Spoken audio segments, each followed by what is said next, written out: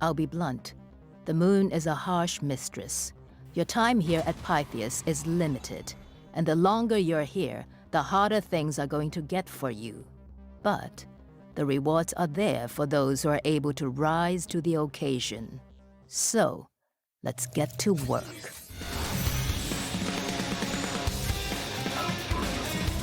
Space is cold, business is cold. We signed up for this. Do not step foot on the regolith. There's something underneath. He's probably lived twice as long working for us as he would have otherwise. It's not like he picked a safe job, right? Prey Mooncrash is DLC for Arcane Studios' Prey. It released in 2018 and features the mechanics you know and love from Prey with a new setting, new playable characters, and roguelite gameplay mechanics. You play as Peter, a hacker in a satellite orbiting the Pythias moon base. The moon base recently suffered a typhon outbreak similar to the one on Talos 1 during the main game, and you've been contracted by Chasma Corporation, a competitor to the ones who built the moon base, Transtar, to piece together exactly what happened during that outbreak by running through virtual reality simulations of it using recovered data and memories from 5 people who experienced it. You only play as Peter between simulation runs for brief story sequences.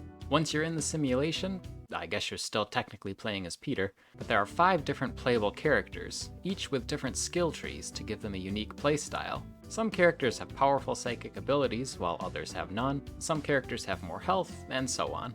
You only have one character in the beginning, and unlock a second after completing the tutorial run. After that, you have to complete a few specific objectives during your future runs in order to unlock the rest of the characters.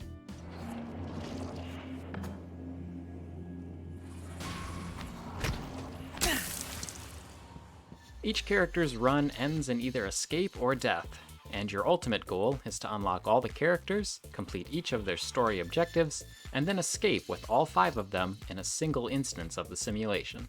What makes this a roguelite comes down to 2 main things. First, although the layout of the moon base is the same in every run, elements within those areas can change from run to run. Maybe a door is broken in one run, requiring repair before you can enter. Or maybe it's locked and you need to find the keycard on the body of whoever last used it. Maybe one area is without power, shutting down all electronics in that area and forcing you to make your way to power control and either divert power from another area or find 2 control modules to install in order to restore power. Maybe the only working escape pod is in Moonworks in one run, but the next run it's in Pythias Labs instead. Changes like this force you to think on your feet, and they add enough variety to each run to keep things interesting. The loot you'll find in containers and on dead bodies is also randomized each time, so you might find different weapons in each run, and that also helps keep things fresh. The second roguelite element is the progression.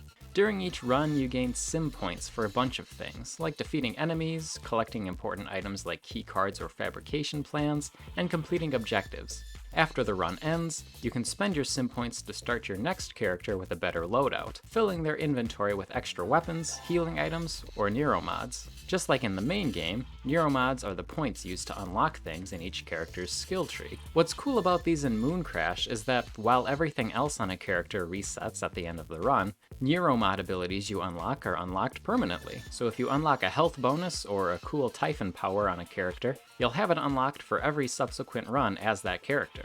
You can also find neuromods within the simulation, but they're a little rare, so it's way faster to spend sim points to get extra neuromods to gain abilities.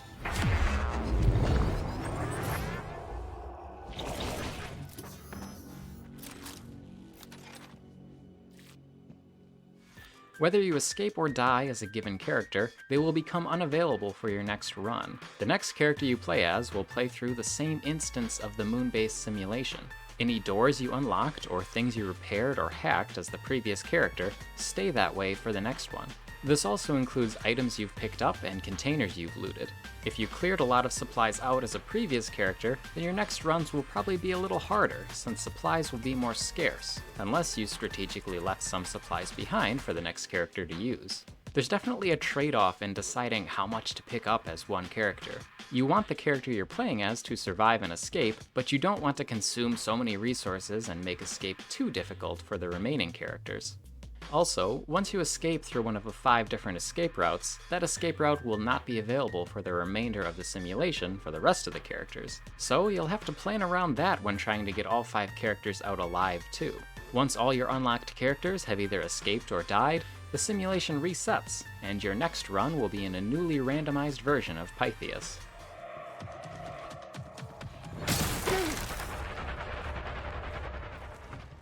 Another thing to keep an eye on during runs is the corruption level, which serves as a sort of time limit. As you're running through the simulation, the corruption level in the top right will slowly increase, and once it's full, the corruption level goes up by 1.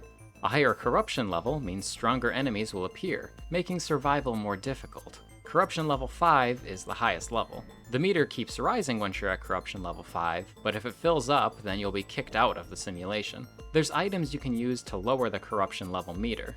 They can't reduce the corruption once it's increased a level, but these are really helpful to stay on the lower, safer levels for as long as possible. The corruption level doesn't reset until the whole simulation resets either. Once it goes up a level, you're stuck at that level for the rest of the characters until they all either escape or die. The corruption level definitely puts the pressure on to accomplish your objectives and get out quickly. It doesn't increase that fast in the beginning, but as you get closer to the end of the game, it starts increasing slightly faster.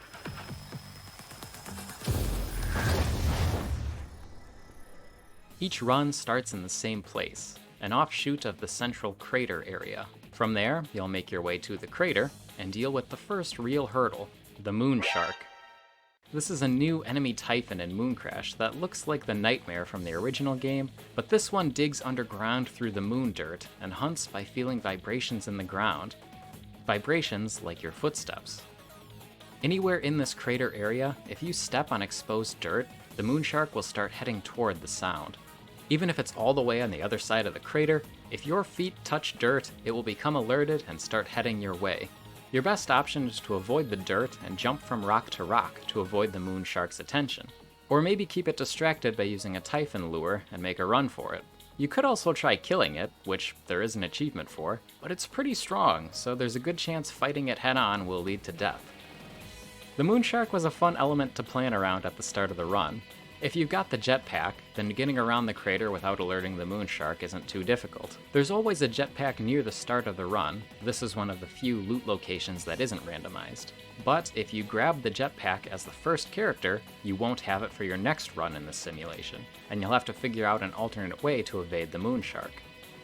This new enemy type was really cool. The way it tunnels underground reminds me of the graboids from the 1990 movie Tremors, which I was a pretty big fan of as a kid. You need to stay off the lunar surface. I repeat, do not step foot on the regolith. There's something underneath. Yeah, well, this one's gonna tear this town out from under us. We're all gonna have to get out of here together. Round up anyone else you can find. Warn them. Get off the ground, Nestor! Get moving! Hey, get out of there! Get off the ground! Move it! No, Nestor, that's no good! Come on, you gotta get higher!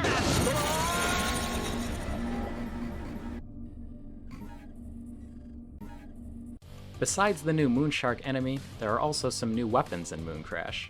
Some of these I picked up and never tried out, like the Typhon Spore. I completely forgot about those whenever I had them in my inventory. But I got a lot of use out of the new Psychostatic Cutter weapon, a laser knife that you can charge up to send out beams of psychic cutting energy. I love this thing. It's so much more fun to use than the wrench for melee combat.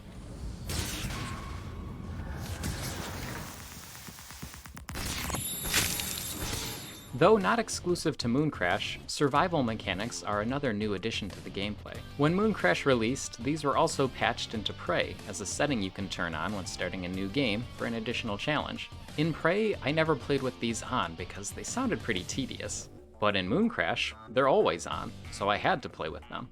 And they're actually a lot of fun. In addition to survival mechanics like weapon durability, there's a handful of different trauma status effects, like fire causing a burn that reduces your maximum health, or certain types of damage causing a concussion that reduces your max SP and prevents you from spending neuromods until it's cured. These can all be cured by either finding a medical operator or by finding or crafting a cure for that particular trauma.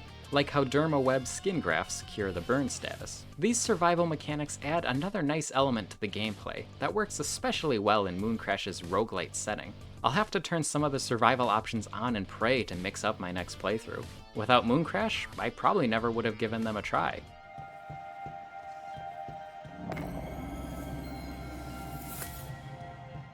In addition to escaping, each character also has a story objective to complete. These reflect the actual events that took place during the Typhon outbreak at Pythias, and these are a big part of how the story of Mooncrash is told. But before you can start a character's story objective, you first need to complete another objective to unlock it. For example, to unlock the Volunteer's story objective, you have to escape using the Mimic portal in Pythias Labs. It sounds easy at first, but once you reach that point, you realize the Volunteer can't complete the objective on his own because part of the portal equipment is broken, and he doesn't have the repair ability.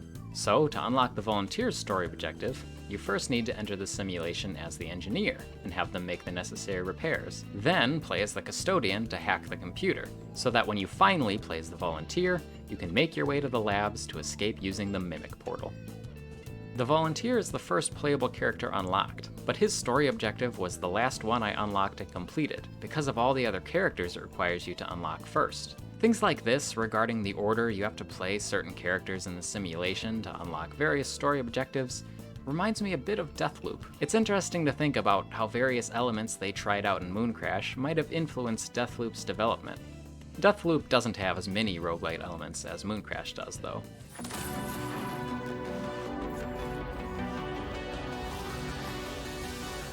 I was surprised at how solid the story is here. I went into Mooncrash expecting roguelite Prey, and I thought the only storytelling would be done through the environment, with audio logs and notes. There are still quite a few audio logs and notes around, and you can learn a lot about the setting and characters from them. But the way the characters' stories intertwine through the story objectives added a lot more to the storytelling than I expected. It was cool to gradually piece together the events at Pythias and each character's role in them. And there were also references to Prey and the events on Talos 1. Besides the Pythias moon-based story that unfolds during the story objectives, as you make overall progress unlocking characters and completing story objectives, there's also a plotline outside of the simulation. Gradually, we learn a bit more about Peter, the hacker we're playing as, and his employer, Chasma Corporation. Peter's story is also a complete arc, and by the time I completed all the objectives and the credits rolled, I was very satisfied with the whole package. My one complaint about Mooncrash is that you can't keep playing on your save file once you finish all the Chasma orders.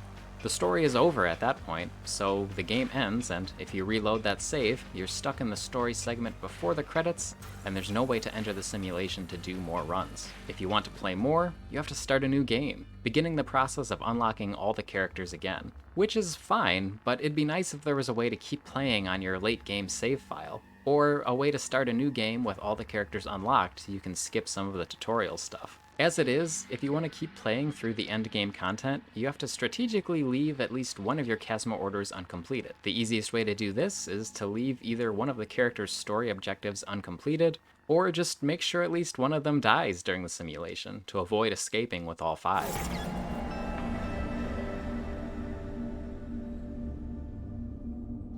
The gameplay in Prey Mooncrash feels very familiar, but the roguelite mechanics and the new enemies, weapons, and powers change up enough of the experience that it's well worth playing and even replaying after you've finished Prey. Having 5 different characters with different available skills means that unlike in Prey, you never have one single character who can do everything. You're forced to think on your feet about how to get around obstacles, and you might run into things you can't get around as your current character. It's a lot of fun, and it makes for a great supplemental experience to the original game. If you played Prey and you're craving more, you should definitely check out the Mooncrash DLC. My final time was 8 hours, 44 minutes.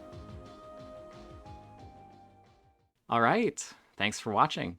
Let me know what your favorite Typhon power is in Prey, and I'll see you in the next video.